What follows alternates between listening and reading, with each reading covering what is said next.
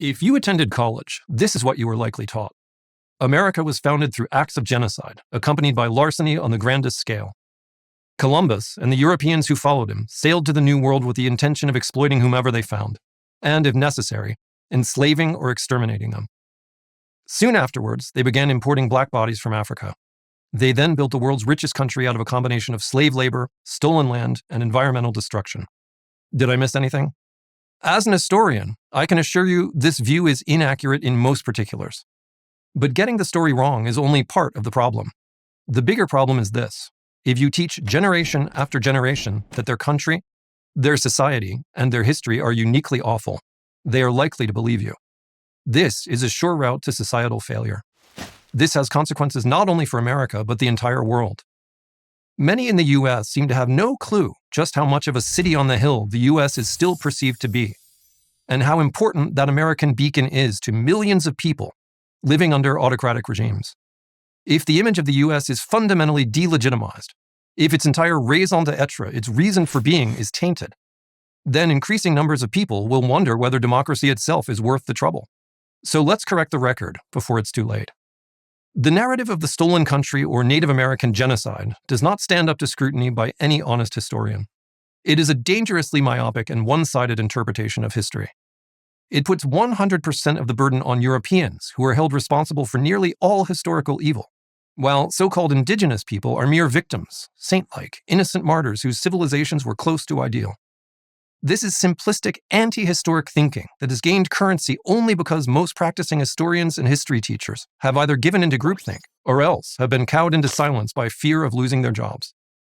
There is hardly a single civilization on Earth which did not displace natives or which did not engage in nasty wars or ethnic cleansings at many points during its history.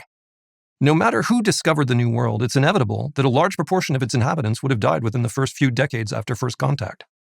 The New World population was smaller and more homogeneous than the Old World population.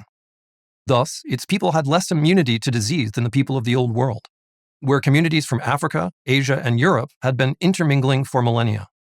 So the claims of genocide by disease have almost nothing to do with European actions, apart from their simply reaching the New World. And of course, Europeans of the time had no way of predicting the continent-wide epidemic repercussions of their actions. Let us also acknowledge that Native American society was just as warlike as any other in human history. The anthropologist's vision of Native Americans as peace pipe smoking environmentalists, which gained purchase in the 1970s, has long since given way to a more Hobbesian portrait of pre-Columbian reality.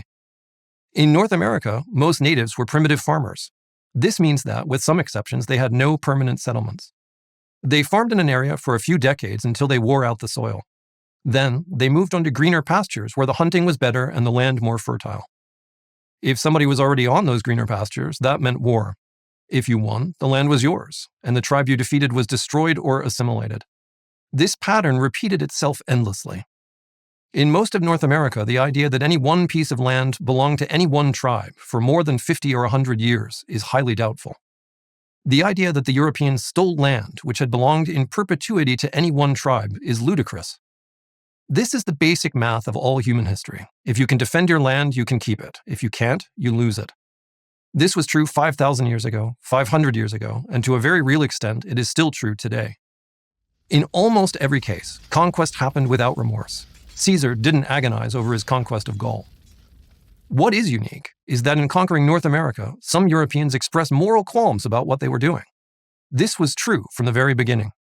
The priest Bartolomé de las Casas wrote an eloquent plea to the monarchs of Spain as early as the 1540s, chronicling in detail how wanton adventurers had exploited natives against the express will of the Spanish crown.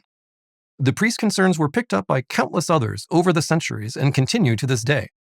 Yes, it was Western Europeans who made an issue of human rights, which is why we debate the morality of conquest in the first place. But who wants to talk about that?